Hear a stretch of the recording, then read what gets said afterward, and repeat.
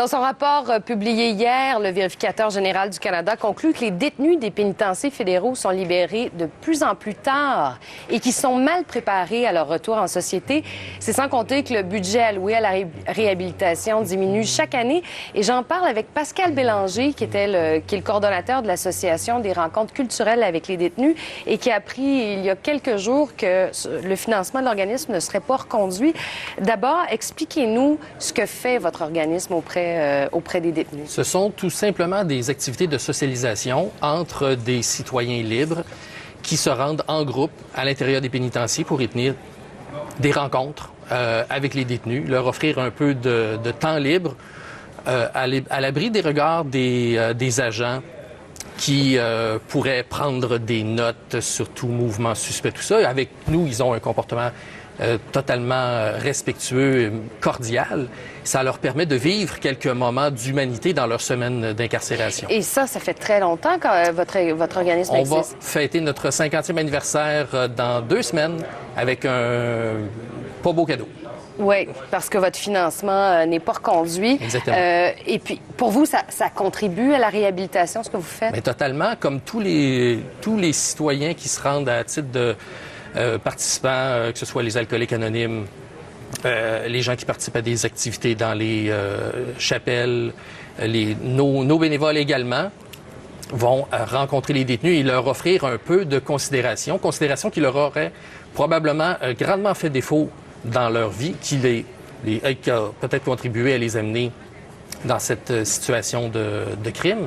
Alors, le fait de leur offrir cette marque de confiance-là pourrait contribuer directement à leur redonner confiance en eux, dans la société en général, peut-être aussi à l'établissement qui exerce un contrôle sécuritaire sur eux, puis les amener à regarder positivement vers l'avenir, vers la réhabilitation, vers la sortie. Ce que dit le vérificateur général dans son rapport, c'est que les libérations hâtives sont refusées de plus en plus systématiquement, donc les détenus sortent plus tard, mais que ça n'a pas d'effet sur le taux de récidive. Au contraire, oui, ça augmenterait le taux de récidive avec violence de libérer plus tard les détenus. Oui, ça fait plusieurs années que les détenus nous parlent de ça, de l'accès à la libération conditionnelle qui est de plus en plus difficile. Là, on a une preuve tangible de ça. Ce que le vérificateur général souligne, c'est que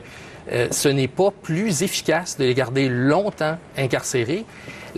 C'est plus payant pour nous de les amener dans la communauté avec un encadrement sécuritaire, avec un encadrement adéquat et les ramener dans la communauté pour les remettre sur un processus de comportement citoyen. Parce que le vérificateur général souligne qu'il y a des effets pervers à passer directement du pénitencier à la société. C'est oui, aussi ce que vous observez. Ça, c'est sûr. On peut pas faire... Les maisons de transition servent à ça, mais les établissements à sécurité minimale également. À Laval, et à Sainte-Anne-des-Plaines aussi, il y en a un établissement qui permet à certains de leurs détenus de sortir, partent le matin et ils vont travailler dans des organismes communautaires. Certains vont à l'école. On a parlé d'un Hells Angels qui suivait des cours au HEC. Bien, pendant qu'il est en salle de cours, il fait pas de conneries, il est en train de se comporter comme un citoyen respectueux des lois. Il apprend à redevenir un citoyen productif. Il y a cette question-là, il y a la question de l'individu, de la réinsertion sociale, mais il y a une question de gros sous aussi là-dedans. Mais totalement. Parce que ça peut faire augmenter les coûts, en fait. À peu près 120 000 $ par année pour incarcérer un détenu dans le système fédéral, 30 à 40 000 en maison de transition ou en surveillance, encore moins quand ils sont chez eux, uniquement sous la supervision d'un agent de libération.